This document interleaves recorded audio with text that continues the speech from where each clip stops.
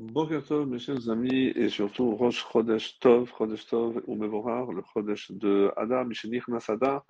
Donc on continue dans la joie et dans notre Megillat Esther. Donc on est arrivé au 11e verset du 3e chapitre. Et il est écrit, il dit à Aman, je t'abandonne à la fois l'argent et ce peuple dont tu feras ce que bon te semblera.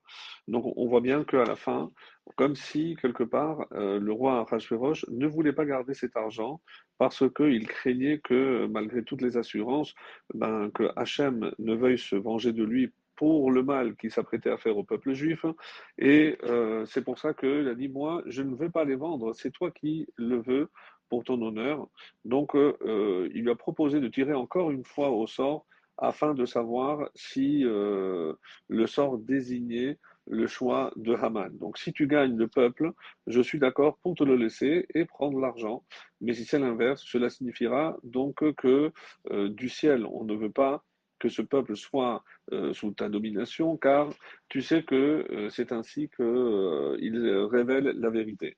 Alors, le, ils ont tiré au sort, bien sûr, et Haman a gagné le peuple, ce qui l'a comblé de joie. Et c'est pour ça que le roi lui dit, eh ben, non seulement je te donne le peuple, mais je t'abandonne aussi l'argent et ce peuple dont tu feras ce que bon te semblera. Alors, Achashverosh donc a parlé aussi à mot couvert pour, pardon, pouvoir se laver plus tard, on va dire, de tout soupçon. Il voulait lui faire comprendre que si tout ce que tu m'as raconté à propos de ce peuple est vrai, il mérite sans aucun doute une mort.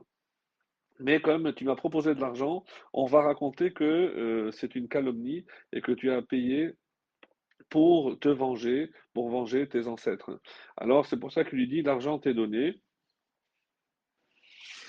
Par ailleurs, il avait précisé que Haman n'a jamais dit qu'il s'agissait du peuple juif, le peuple d'Israël, et c'est pour ça qu'à aucun moment le roi Achashverosh ne mentionne le peuple.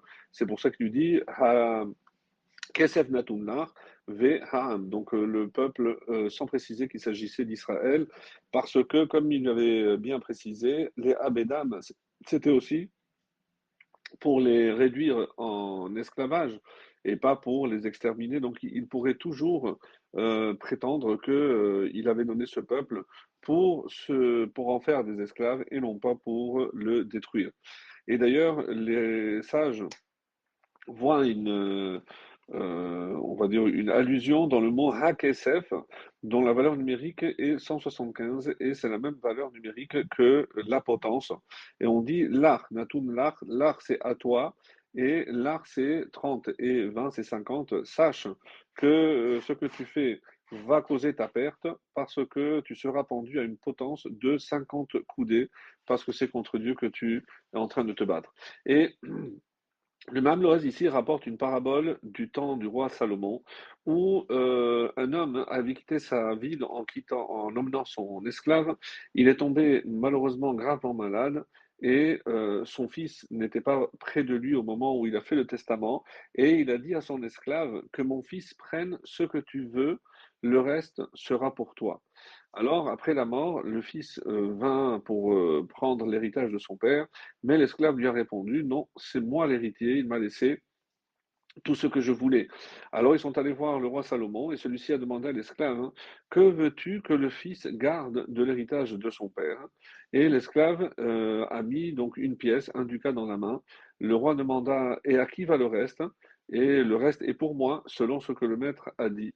Alors le roi Salomon a répondu, tout ce que tu as choisi est mis à part pour toi, tu dois le donner au fils, car le testament précise bien que mon fils prenne ce que toi, ce que tu veux. Et il n'est pas dit ce que tu veux lui donner, mais ce que tu veux. Donc, il faut comprendre que ce que tu veux prendre, toi, c'est le fils qui doit le prendre parce que son père te connaissait. Alors, de la même façon, ce qui semble pour toi être considéré, c'est-à-dire les tuer, prendre leur argent, c'est cela même que ce peuple est destiné à te faire. Et on le verra, bien sûr, que Haman, non seulement il va mourir, mais il va perdre tout son argent.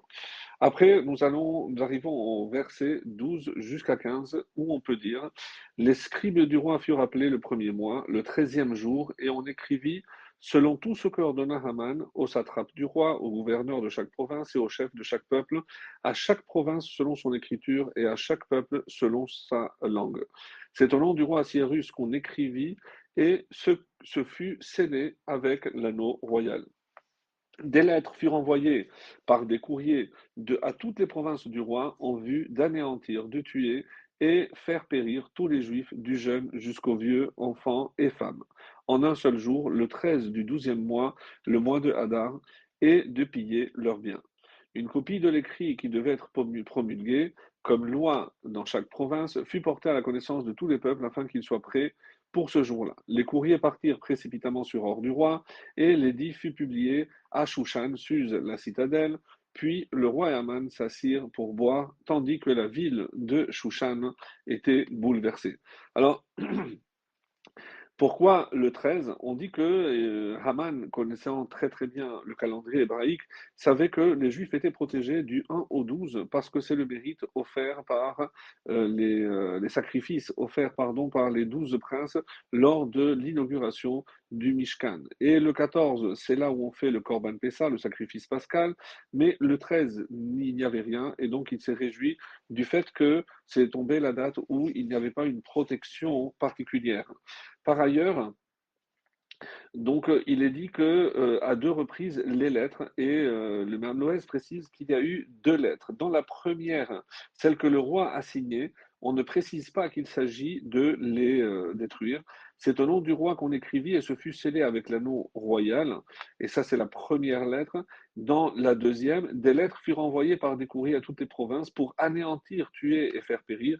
On voit bien que dans la première fois, ce n'est pas mentionné parce que le roi n'a pas apporté son sceau pour anéantir, mais simplement pour le terme des abedam qui peut, comme on l'a dit, être interprété par asservi.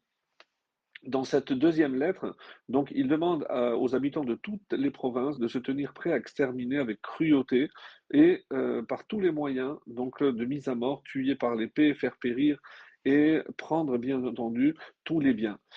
Ceci dit, évidemment, il fallait faire attention qu'ils ne se précipitent pas et n'attendent pas cette date. Il ordonna donc que la première lettre soit clairement et publiquement annoncée dans chaque province dans la langue de chaque peuple, leur demandant de se tenir prêts le 13 à faire ce qu'on leur dirait sans le préciser. Et par contre, dans la ville de Shushan, donc il fit publier l'édit au nom du roi, demandant à chacun de se tenir prêt, là où il a précisé anéantir, tuer et faire périr, parce que comme il s'agissait de la résidence royale, il pouvait compter sur le fait que les habitants n'allaient pas se précipiter. Alors voilà un petit peu comment Hachem a décidé que précisément tout ce que nos ennemis ourdent comme un plan pour nous se retournera évidemment contre eux. Et si tout ça est décidé par Akadosh Baruch Hu, certains disent que c'est à cause de la vente de Yosef, donc où il y a eu aussi un repas. Lorsque les Juifs se font échouva, ils se repentirent et furent sauvés. On leur a ordonna justement non seulement une fête pour Purim, mais un festin, et pour que, comme on le verra, pour compenser le repas de Haman, nous aujourd'hui on continue à célébrer Purim par la célébration justement de ce mishté, de ce festin. Chodesh Tov u'mevorach.